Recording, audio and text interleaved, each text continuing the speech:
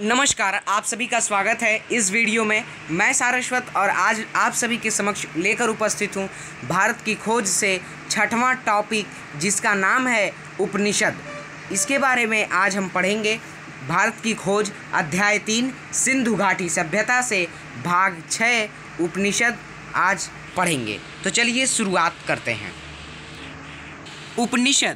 उपनिषदों का समय ईसा पूर्व 800 के आसपास से माना जाता है। अब आपसे पहला प्रश्न यही बनेगा कि उपनिषदों का समय कितने ईसा पूर्व के आसपास से माना जाता है? तो 800 ईसा पूर्व के आसपास से माना जाता है। वे हमें भारतीय आर्यों के चिंतन में एक कदम और आगे ले जाते हैं और यह एक लंबा कदम है। ठीक है, वे हमें कौन? उपनिषद जो है हमें भारतीय आर्य, जो आर्य आए थे, इससे पहले हमने टॉपिक में पढ़ा था कि आर्यों का आना, तो जो आर्य आए थे भारतीय आर्य, उसमें चिंतन, उनके जो चिंतन है में एक कदम और आगे ले जाते हैं। यह एक लंबा कदम है। फिर है उपनिषदों में जांच पड़ताल की चेतना और चीज़ों के बारे में सत्य की खोज का उत्साह दिखाई पड़ता है। उपनिषद में जो है जांच पड़ताल हर जगह की गई है।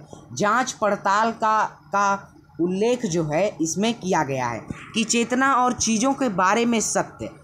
पहला पॉइंट है कि उपनिषदों में जांच पड़ताल की चेतना को और चीज़ों के बारे में सत्य की खोज का उत्साह दिखाई पड़ता है। यह सही है कि सत्य की यह खोज आधुनिक विज्ञान की वस्तुनिष्ठ पद्धति से नहीं की गई, फिर भी उनके दृष्टिकोण में वैज्ञानिक पद्धति का तत्व मौजूद है। वे किसी किस्म के हठवाद को अपने रास्ते में नहीं आने देते। ठीक है, यहाँ पे कहते हैं पंडित जवाहरलाल नेहरू कि यह सही है कि सत्य की यह खोज आधुनिक विज्ञान की वस्तुनिष्ठ पद्धति से नहीं की गई, फिर भी उनके दृष्टिकोण में वैज्ञानिक पद्धति का तत्व मौजूद है। ठीक, वे किसी किस्म के हठवाद को अपने रास्ते में नहीं आने देते कि मुझे हठ है इस चीज़ का, मैं यही हूँ। ठीक है, तो इस तरह का जो है हठवाद नहीं था और वे अपने रास्ते में नहीं आने देते। उनका जोर अनिवार्य रूप से आत्मबोध पर है। उनका जो जोर है, उनका जो एक मुद्दा है कि अनिवार्य रूप से आत्मबोध पर है। ठीक है, व्यक्ति की आत्मा और परमात्मा संबंधी ज्ञान पर है। व्यक्ति की आत्मा और परमात्मा संबंधी जो ज्ञान पर है, वही जो है इन दोनों को मूलतः एक कहा गया है। ठीक है, आत्मा और परमात्मा संबंधी ज्ञान जो है सत्य की यह खोज पर है और इन दोनों को मूलतः एक ही कहा गया है। आत्मा एंड परमात्मा आर वन। ठीक है, बाह्य वस्तु जगत को मिथ्या तो नहीं कहा गया, पर उसे सापेक्ष रूप में सत्य कहा गया है। ठीक है, बाह्य वस्तु जगत में जहाँ वस्तुएं हैं, उस जगत में मिथ्या तो नहीं कहा गया। ठीक है, बहुत सी मिथ्याएं हैं पर मिथ्या नहीं कहा गया, तो नहीं कहा गया। ठीक है, पर उसे सापेक्ष के रूप में सत्य कहा गया है। ध्यान रखेंगे कि वस्तु जगत को मिथ्या तो नहीं कहा गया है, पर उसे सापेक्ष के रूप में सत्य कहा गया है। आंतरिक सत्य के एक पहलू के अर्थ में। ठीक है, आंतरिक मतलब इंटरनल जो ट्रुथ है, उसके एक पहलू के अर्थ में इसे लिया गया है। उपनिषदों का सामान्य झुकाव अद्वैतवाद की ओर है और सारे दृष्टिकोण का इरादा यही मालूम होता है कि उस समय जिन मतभेदों के कारण भयंकर वाद विवाद हो रहे थे, उन्हें किसी तरह कम किया जाए। उपनिषदों का जो सामान्य झुकाव है वो किस पर है? अद्वैतवाद की ओर है और सारे दृष्टिकोण का इरादा से यही मालूम होता है कि उस समय जिन मतभेदों के कारण भयंकर वाद विवाद हो रहे थे, उन्हें किसी तरह से कम किया जाए। यह समंजन का रास्ता है। जादू टोने में दिलचस्पी या उसी किस्म के लोकोत्तर ज्ञान की शक्ति से निरुत्साहित किया गया है। ठीक है, यह समंजन रास्ता है, जादू टोना जो है ये सब उसमें दिलचस्पी है। ठीक है, उसी किस्म के लोकोत्तर ज्ञान को शक्ति से निरुत्साहित किया गया है। ठीक है, ये सब बेकार की चीज़ें हैं। ठीक है, और बिना सच्चे ज्ञान के कर्मकांड और पूजा पाठ को व्यर्थ बताया गया है।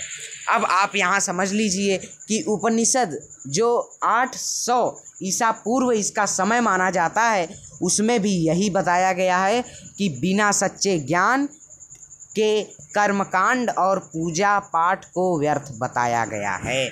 बिना आपके पास अगर सच्चा ज्ञान नहीं है, कर्मकांड नहीं है, तो पूजा पाठ जो है आपकी व्यर्थ है। आप हनुमान जी के पास जो है 1 किलो लड्डू चढ़ा के पास नहीं हो सकते। जब तक आपके पास सच्चा ज्ञान नहीं है, परीक्षा में ढंग से प्रस्तुत नहीं कर पा रहे हैं, तब तक आप जो है पूजा पाठ आपका जो है व्यर्थ है। ठीक है, पूजा पाठ कर्म ही पूजा है, कर्मकांड ही पूजा है, सच्चा ज्ञान ही पूजा है। ठीक है, उपनिषदों की सबसे प्रमुख विशेषता है सच्चाई पर बल देना। ठीक है, उपनिषद की जो प्रमुख विशेषता है ये सच्चाई पर बल दे रहा है। ठीक है, उपनिषदों की मशहूर प्रार्थना में प्रकाश और ज्ञान की ही कामना की गई है। असत से मुझे सत की ओर ले चलो, अंधकार से मुझे प्रकाश की ओर ले चलो, मृत्यु से मुझे अमरत्व की ओर ले चलो। ठीक है, यहाँ पे देखिए कहा गया है कि उपनिषदों की मशहूर प्रार्थना जो है प्रकाश और ज्ञान की ही कामना की गई है। ठीक है, उपनिषद में मशहूर प्रार्थनाएं हैं जिसमें प्रकाश और ज्ञान की ही कामना की गई है। असत माने असत्य से सत्य की ओर ले चल, अंधकार से प्रकाश की ओर ले चल, मृत्यु से मुझे अमरत्व की ओर ले चल। ठीक है, संस्कृत में प्रार्थना भी लिखी गई है। ओम असतो मा सद्गमय तमसो मा ज्योतिर्गमय मृत्योर्मा अमृतम गमय। ठीक है, तो असत्य से सत्य की ओर ले चल, अंधकार से प्रकाश की ओर ले चल, मृत्यु से मुझे अमरत्व की ओर ले चल। ठीक है, बार बार हमें एक बेचैन मन झांकता दिखाई पड़ता है जो निरंतर किसी खोज में, किसी प्रश्न का उत्तर पाने में लगा है। ऐतरेय ब्राह्मण में इस लंबी अनंत अनिवार्य यात्रा के बारे में एक स्रोत है। हर श्लोक का अंत इस टेक से होता है, चरैवेति चरैवेति, हे यात्री इसलिए चलते रहो चलते रहो। ठीक है, बार बार एक बेचैन सा मन झांकता दिखाई पड़ता है जो निरंतर मतलब हमेशा किसी की खोज में, किसी प्रश्न का उत्तर पाने में लगा है। ऐतरेय ब्राह्मण में इस लंबी अनंत अनिवार्य यात्रा के बारे में एक स्रोत है। हर श्लोक के अंत का टेक इससे होता है, चरैवेति चरैवेति, जिसका अर्थ है हे यात्री इसलिए चलते रहो चलते रहो। तो इस तरह से हमने उपनिषदों के बारे में जाना कि ये जो है हमेशा हमें सत्य को बताते हैं और जांच पड़ताल जैसी चेतनाएं इसमें दी गई हैं। और 800 ईसा पूर्व इसका जो है समय है और इसमें बताया गया है कि जो मिथ्या है, वास्तु जगत में मिथ्या तो नहीं कहा गया, बट मिथ्या को जो है सापेक्ष रूप में सत्य कहा गया है।